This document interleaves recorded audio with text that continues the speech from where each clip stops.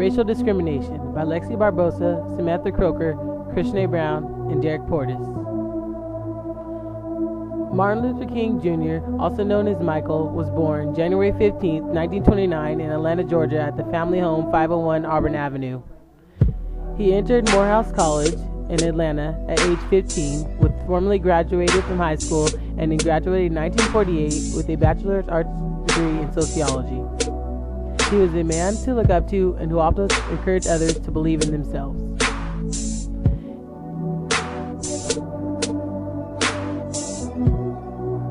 He married former Coretta Scott, younger daughter of Obadiah Bernice McMurray Scott of Marion, Alabama, in June 18, 1953. 4 children were born to Dr. and Miss King: Yolanda Denise, Martin Luther III, Dexter Scott, and Bernice Albertine.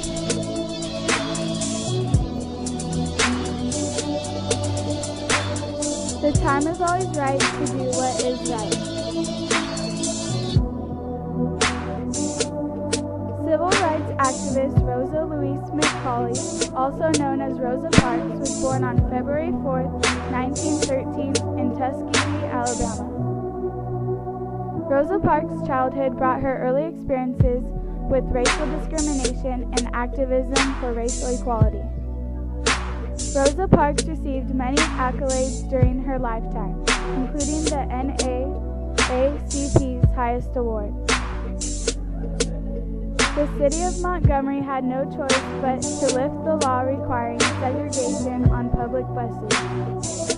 While operating a bus, drivers are required to provide separate but equal accommodations for white and black passengers by assigning seats. The police arrested Rosa at the scene and charged her with violation of Chapter 6, Section 11 of the Montgomery City Code. On the evening that Rosa Parks was arrested, Edie Nixon, head of the local chapter of the NAACP, began forming plans to organize a boycott of Montgomery City buses. Her refusal to surrender her seat to a white passenger on a Montgomery, Alabama bus spurred a citywide boycott. "You must never be fearful about what you are doing and when it is right," said Rosa Parks.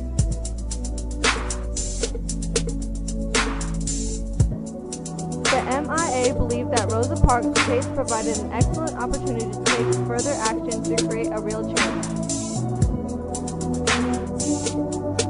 "The only tired I was tired of giving in." This is what Rosa stated to the people. Individualistic. We all know Martin Luther King for his famous "I Have a Dream" speech. I have a dream that one day this nation will rise up and live out the true meaning of its creed.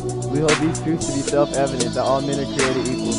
I have a dream that my 4 children will one day live in a nation where they will not be judged by the color of their skin, but by the content of their character. I have a dream today. I have a dream that one day the state of Alabama, whose governor's lips are presently dripping with the words of interposition and nullification, will be transformed into a situation where little black boys and black girls will be able to join hands with little white boys and white girls and walk together as sisters and brothers. Let freedom ring. An individual has not started living until he can rise above the narrow confines of his individualistic concerns to the broader concerns of all humanity. In the end, we will remember not the words of our enemies, but the silence of our friends.